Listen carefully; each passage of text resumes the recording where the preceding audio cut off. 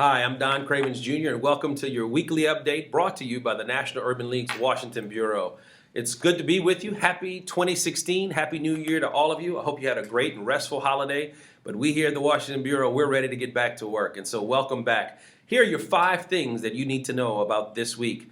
As you saw last night, President Obama gave his last State of the Union address to the members of Congress, and he detailed his hard work and his administration's work over the last 8 years, as well as his plan for his final year in office. It will be very interesting to see if Congress will work with this president during his last year of office to make sure that he ends on a successful note. So we can't wait to see how Congress will interact with President Obama in his last year. We thank him for his service. We thank his administration for their service, and we look forward to working with him throughout his last year in office.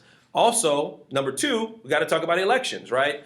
We here at the Washington Bureau of the National Urban League, we've sent presidential questionnaires to all of the major candidates who are running for president of the United States. And so we are expecting those responses very, very soon from those candidates who want to participate and who want to respond. And once we get those responses, we will make sure that we make those responses viewable and accessible by you as well, so that you can make up your own decision on where candidates stand on the issues that are important to the movement. Number 3, I want to talk to you a little bit about the economy. President Obama talked about it last night in his State of the Union, but I just want you to know that in case you missed it, last month in December, the economy added 292,000 jobs in the month of December. That was the strongest job growth we've seen in 2 years. And so, although that's fantastic news, what we've seen, ladies and gentlemen, is still, though, in the urban areas, particularly as it relates to African Americans, African American men especially, those job unemployment numbers are still way, way too high. And we here at the National Urban League, through our Jobs Rebuild America initiative, our entrepreneurship centers, our affiliate services, we're working hard every day in the communities across this country to try to deal with the unemployment in the African American community.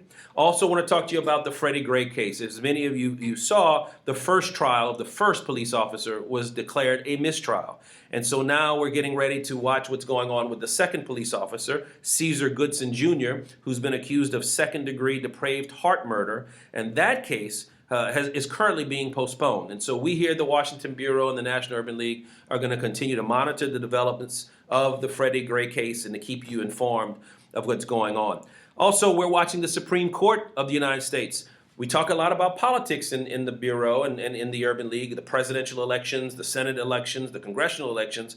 But ladies and gentlemen, don't sleep on the Supreme Court of the United States. It's a very, very important part of our government. It's the third equal branch, co-equal branch. And so this week, the Supreme Court heard oral arguments from the lawyers in the Friedrichs case. That's a case coming out of California, and it is a case that could have a significant impact upon labor unions in America. And last but not least, I want to talk a little bit about some of the work we're doing here at the Washington Bureau. I want to brag about our team here.